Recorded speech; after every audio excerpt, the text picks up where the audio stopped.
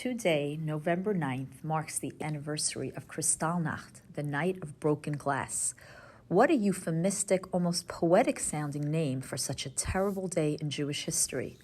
This was the name given by the Nazis for this night, a name that masks the true horror of what happened. But what happened on the night of November 9th, 1938? Why, of all the terrible events of the Holocaust, do we choose to remember and commemorate this one? Because this was not merely a night of broken glass. This was the night that was the beginning of the end, the night that saw the first systematic violence directed against the Jews. The events of Kristallnacht were set in motion when Herschel Greenspan, a teenager close to your age, 17-year-old Jew who was born in Germany, but who by 1938 was a refugee living in Paris, assassinated a German embassy official who was stationed in Paris. This was revenge for what the Nazis had done to Greenspan's parents. His parents were Polish Jews who had emigrated from Poland and settled in Germany. In the summer of 1938, the Gestapo was ordered to arrest and deport all Polish Jews residing in Germany. The Greenspan family was among the thousands of Polish Jews arrested, stripped of their property, and herded aboard trains headed for Poland. Poland refused to admit them. They were stranded at the border under the most horrific conditions imaginable.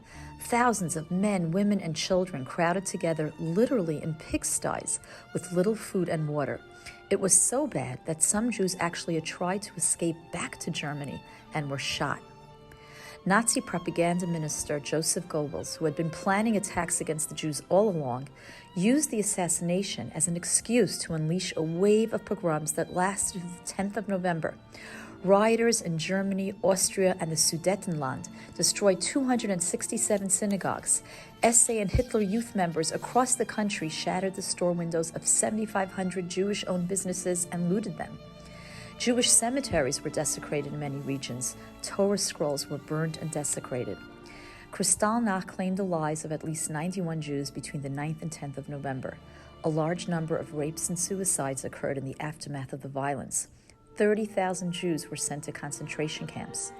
To add insult to injury, the Nazis forced the Jewish communities to pay for all the damages. Kristallnacht was a turning point in Nazi Germany's persecution of Jews. In its wake, the Nazis realized that ordinary Germans did not protest. In fact, many Germans cheered on the burning, looting, and beating. The firemen literally stood by and let the flames consume the synagogues. Nor did the world at large respond forcefully. Even here in the United States, President FDR shamefully barely responded to Kristallnacht. The Nazis understood that they were now free to escalate the persecution of Jews.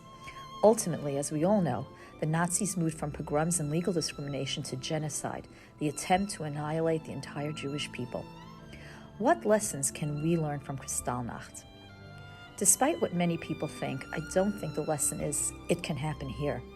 America is not Nazi Germany, and anti-Semitism has never been an official or sanctioned part of the American political system. It is not an instrument of state policy. And we must also be careful not to cheapen the memory of Kristallnacht and the Holocaust by comparing them to other persecutions in history. To quote Elie Wiesel, only Auschwitz is Auschwitz.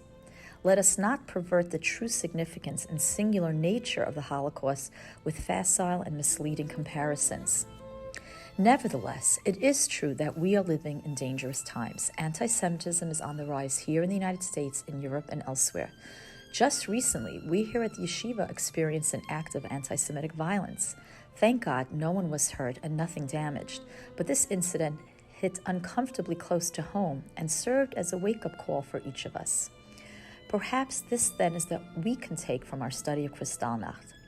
As individuals and as a community, we need to stand up and protest whenever and wherever we see anti-Semitism. We dare not be silent when we see or hear about our fellow Jews being singled out for discrimination or attacked in words or deed. Kristallnacht is a symbol of how prejudice can spread when left unchecked. We, the most fortunate diaspora Jews in 2,000 years of Jewish history, have an obligation not only to remember, but to use every tool at our disposal to combat discrimination, hate, and violence directed at our people. Of course, and sadly, we will never be able to eradicate the scourge of anti-Semitism, but as our sages tell us, Lo alecha hamlacha ligmor, v'lo ata ben chorin li batel mimena. It is not for us to complete the work, but neither are we exempt from the effort. Individually and collectively, we can make a difference.